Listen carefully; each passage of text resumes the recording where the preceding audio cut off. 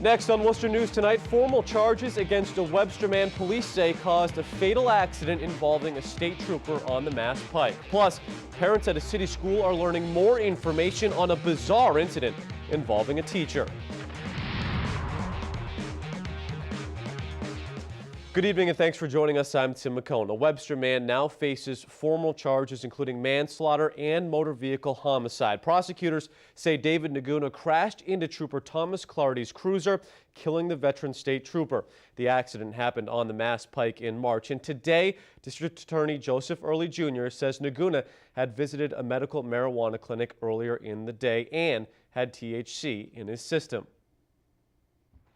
David Naguna is arraigned Wednesday following a secret indictment. He faces a number of charges including manslaughter and motor vehicle homicide. This is the result of facts and evidence, not emotion.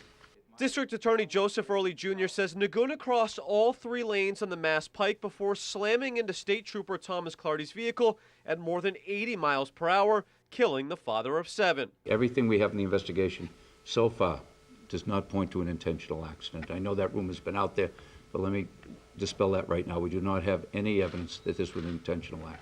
The DA says investigators found a partially smoked marijuana cigarette in Naguna's car, and he had THC in his system. He had a medical marijuana card. He purchased, it's our understanding, 4 medical marijuana cigarettes, and he did have those with him before he proceeded out on the turnpike. He does not know why he found himself on the Mass Turnpike going in the direction that he was going. He has no memory of how the accident occurred itself. Naguna is being held on $500,000 bail. His defense attorney, Peter Ettenberg, says Naguna does not remember anything about the crash, but denies being under the influence of any drug. He's very remorseful. He's very sad. He's very distraught about this. He just wishes that it's something that never would have happened. Our thoughts today remain, as they have remained for the last 2+ months, with Trooper Clardy's widow, his 7 children, and the rest of his loved ones. Again, the district attorney's office says this was an accident and there is no evidence Naguna intended to hit the trooper's cruiser. Naguna was held on $500,000 bail. He's due back in court in June. Now, Naguna pleaded not guilty during today's arraignment, but as you heard, prosecutors do say Naguna had been smoking marijuana before the accident. Christy Lee takes a look at how this case could affect the debate over legalizing the drug in Massachusetts. One of the containers containing a marijuana cigarette was missing from the vehicle, and there was a partially smoked marijuana cigarette in the vehicle. Prosecutors say David Naguna had picked up 4 marijuana cigarettes from a medical marijuana clinic an hour before the crash that killed Officer Thomas Clardy. This information disturbing to Governor Charlie Baker, who opposes efforts to legalize the sale of recreational marijuana in Massachusetts. A statement from his office reads, Governor Baker has serious concerns about the negative effects associated with the proliferation of marijuana use, as evidence shows that legalization leads to harm, especially among young people, and hopes the person responsible for this tragic incident is prosecuted to the fullest extent of the law. Efforts are underway to get a ballot initiative on the November ballot in Massachusetts. The latest Suffolk University and Boston Globe poll shows public opinion split on the issue, so this case may now factor into the heated debate.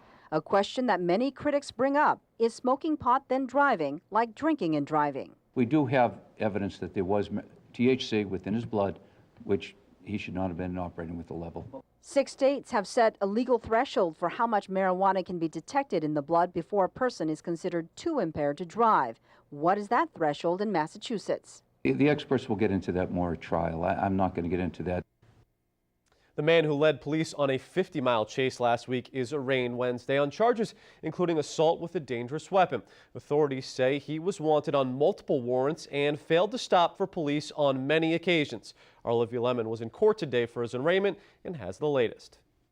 The man involved in a high-speed chase from Massachusetts to New Hampshire and whose arrest was caught on camera appears in Worcester District Court.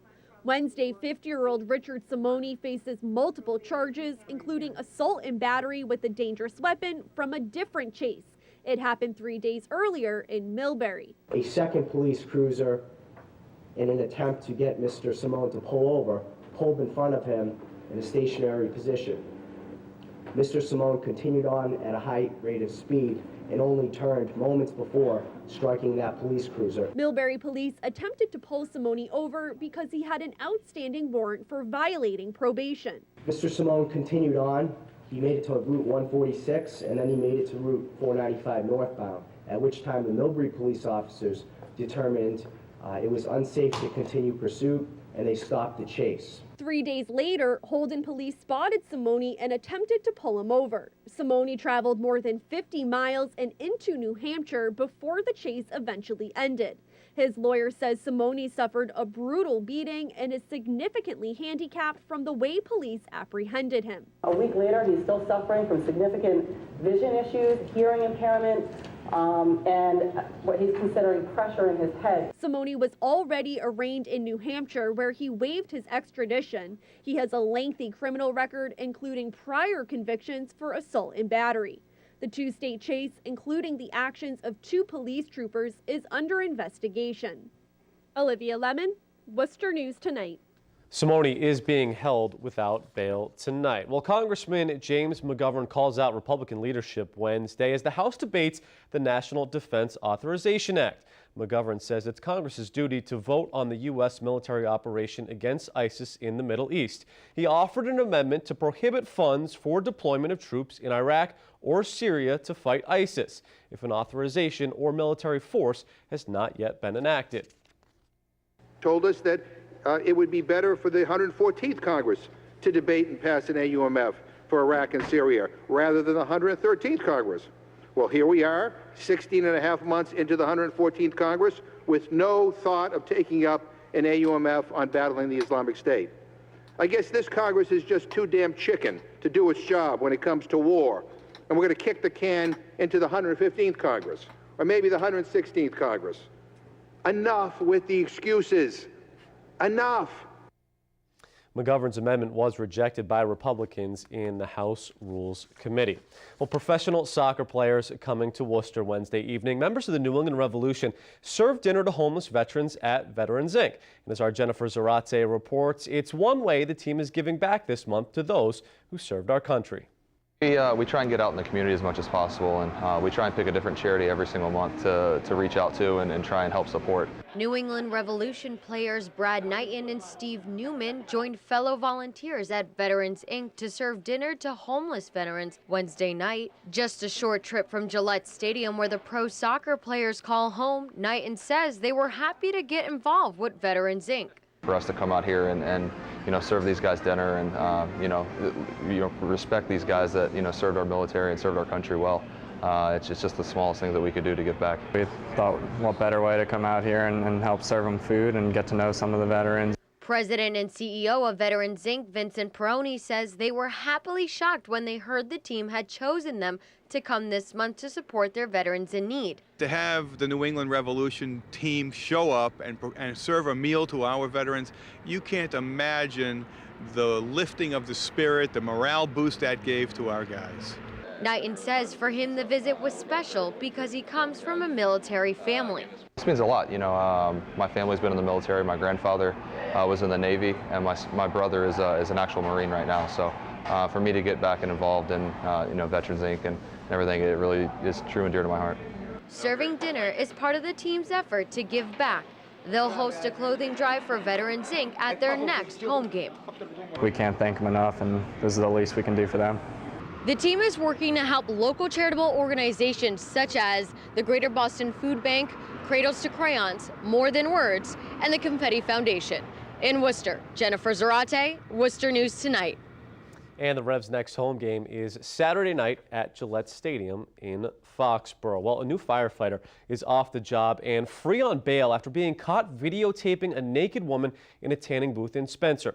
According to the Telegram, Dwayne Stevens confessed to extending a cell phone over the top of a tanning booth at Guaranteed Fitness and videotaping a 25-year-old woman. Stevens graduated from the State Fire Academy in March.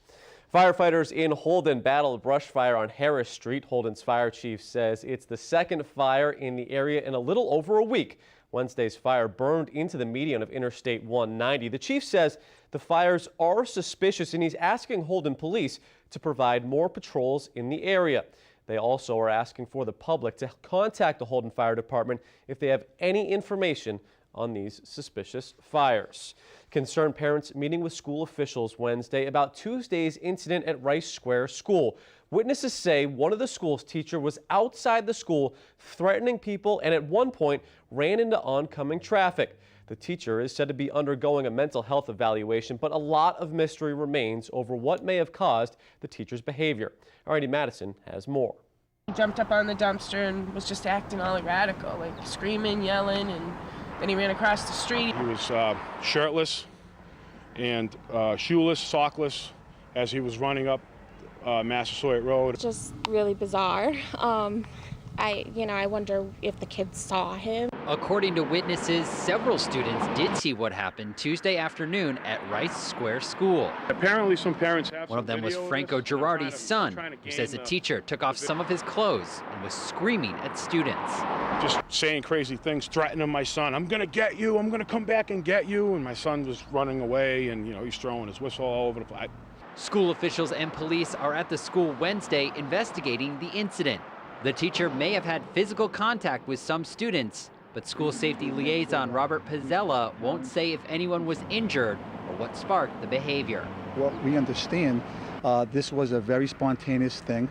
As erratic and volatile as the employee was, that we don't feel that we could have prevented this from happening. Pizzella says there was extra security at school today. The principal also met with parents to address concerns about the incident. I went in to see what she had to say and stuff, and she assured the parents that the kids are safe and that there's nothing to worry about, that he won't be back this year. Police say the teacher was taken for a mental evaluation and would not comment on if he will face charges. As they waited to pick up their children from school, a few parents we spoke with still had a lot of questions about the teacher's behavior and school security. When you're dealing with kids, something has to be done so this doesn't happen in the future. Andy Madison, Worcester News Tonight. A restaurant in Sturbridge is looking for answers tonight. The Italian eatery sign was stolen Monday. The sign has been in place for the last 15 years. Our Brittany Schaefer spoke to the owner and has more. It's such a senseless act. It broke me. Christopher Robezzi say things go missing from his restaurant all the time, but this missing object is personal. Painting the sign on my new restaurant was kind of the completion of the dream that I had done what I set out to do, and I owned my own business. But he's like, what do you see? And then he pointed out that there's nothing to see before the sign was missing, and he was just absolutely beside himself. Robezzi says the wooden sign at his Sturbridge restaurant was stolen earlier this week. He says he has an emotional connection to the sign. Since have other signs that are much bigger and more modern, but this one being the original, I made sure I hung it right near the front door. But the point is, it's not about the sign. Chris can afford to buy a new sign. It's a 15-year-old sign that was the symbol of his his restaurant in the making. Robezzi posted a picture to Facebook stating the sign was missing. In one day, the post has received more than 2,000 shares and 300 comments. A bit overused to say, that I'm speechless, but I really am. The response is amazing. It's that the community has just risen up, and people want to buy him a sign, make him a sign. It's all, and he's so humbled by this. The head chef at Robezzi's, Mark Ronquist, says out of all the hate in the world, Robezzi did not deserve this. One thing to know about Chris is the passion that fuels him. I mean, he is the most passionate restaurateur I've ever met. Brittany Schaefer, Worcester News Tonight.